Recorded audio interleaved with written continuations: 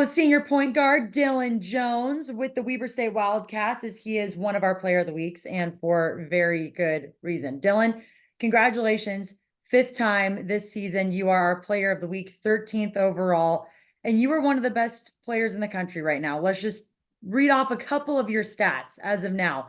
Tied for third in the nation in double doubles, second in the nation in defensive rebounds, only player in the country to lead a conference in points, rebounds, and assists. Why have you been able to separate yourself from the rest right now? I got to give a lot of credit to my coaches. They put me in a lot of good positions. They understand my game just as well as anyone. So I got to give a lot of credit to them for, not knowing, not only me being a good player, but putting me in those right positions to succeed. So I got to give a lot of credit to them. And also, I got to give a lot of credit to myself and, everyone else around me for, helping me stay grounded through, the highs and the lows. Is there one stat that you're most proud of? Probably the defensive rebounding. At my size, I don't think that you see a lot of players in the country doing that. So, rebound at every opportunity that you can, whether you're just rebounding for somebody's workout, or you want to help a coach, or, for me, when it was growing up, I was rebounding for my brother 24/7. And ever since I figured out that's what led me to become a good rebounder. Where did you learn that work ethic? And Dillon, tell me about you. Tell me about where your love for basketball started. I'm from a city and a state where there's a lot of talented players. And I think the work ethic comes from being around an environment like that, but also just, your situation. I'm not from, I guess I don't never had the silver spoon growing up and things like that. So, I came out here to school and everything to try to, create a better life for myself. And it's another thing to talk about it. It's another thing to do it. So, every day I try to display that work ethic and actually put that vision into place. Come from a basketball family, sister won a state championship, brother won two state championships, a professional athlete now. And yeah, that's just kind of what I've always been around in my environments. And this kind of, set me up for, a good career here at Weaver. Were your siblings the ones who first put a basketball in your hand? I mean, tell me about the first time that you remember going, I really love this game. Yeah, I would say definitely my brother putting a basketball in my hand. When I was growing up, everybody used to just call me Lil E. And it was just more so about I was just wanting to do whatever he was doing. Whatever he was doing, I was just one. That's what I wanted to do. And he was, I would say, giving the credit for putting the basketball in my hand and showing me I guess, the ropes, so to speak, and helping me become a good player.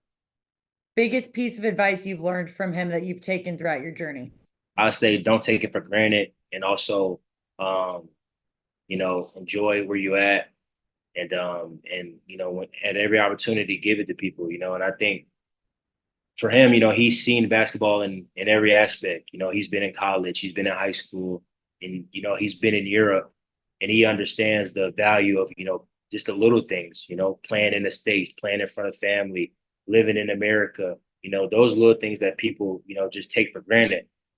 And obviously, main thing he's told me, like where we're from, know a lot of people that play, know a lot of talented players, but they don't really get to be on that stage and display the talents that, maybe that we see. But like, for somebody like me or him or whatever, we're grateful enough to be in great situations to not only play the game we love, but be good players, be good leaders and stuff like that. So with that comes a lot, and I think that's the main things I learned from is to never take little things like that for granted. I love that. Tell me the nickname that people gave you growing up again. Did you say Little E? Yeah, because my brother named Eric, so they call him E Wash. So they just call me Lil E. Are you still Lil E? Not so many people call me that like as much no more. Part of it because I'm bigger than him now. I was always smaller than him, but now I'm bigger than him. But people that like remember me like when he was in high school and remember me coming up, they'll still call me Lil E to this day.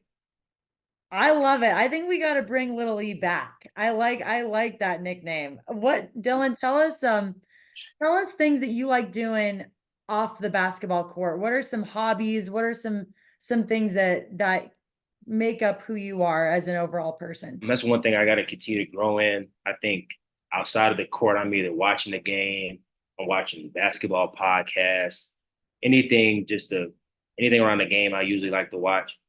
I think if it's not that, I'll say, in the off season and stuff, I like to fish, roller skate sometimes. I'm from the South, so movies like Roll Bounce, ATL, those are movies that I can do everything that those guys are doing in those movies. How did you learn how to roller skate like that? Like people don't talk about that honestly, like as much that I think they should, but like, the South is hip hop culture. It's a lot of hip hop in the South, and roller skating is big down there. Like again, like the movie ATL. I don't know if you've ever seen that, but like that's one of the, in my opinion, one of the greatest movies that was made. And like I don't know, it was just a cultural thing. Growing up, you had to be able to skate, and when you want to go in high school, you want to go see your friends and stuff. You wasn't going to nobody's house or nothing.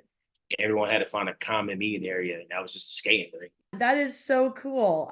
Thank you for sharing that. Getting back to basketball here, 2-0 in Big Sky Summit League, first ever challenge. South Dakota State, Oral Roberts, you got the dubs over them. How were you able to do that? As a team, we prepared really well. Those weeks we had great practices. I think we have an all common goal in mind. I think the only goal is to win a championship. I think, for me, that's the only reason I came back to school. We got a lot of veteran guys on our team, a lot of guys that have been here, a lot of continuity still here at Weber State. So that's the common goal, and that's the only goal. Walk me through your game winning shot. I missed in front of them a 1-on-1 to put us up to go up 4. They come down, make a layup, and I looked at the corner of my eye, seen coach wasn't gonna call a timeout. I didn't honestly do a crazy move or nothing. I just kind of was fairly simple, believe it or not, and just got to my spot and just shot a shot I work on all day, every day.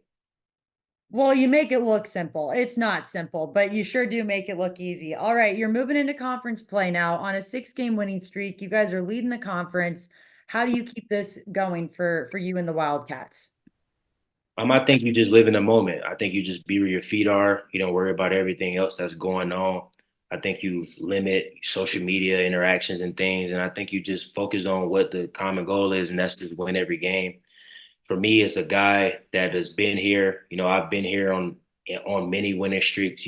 My sophomore year, we started the conference 11-1, so I don't won a lot of games early, and I understand that that could equate to nothing if you don't stay locked in on the goal. And I think from those experiences, I try to give that to the team. And obviously, we have a lot of guys on that was on that team as well. Dyson Kohler, KJ Cunningham, Alex.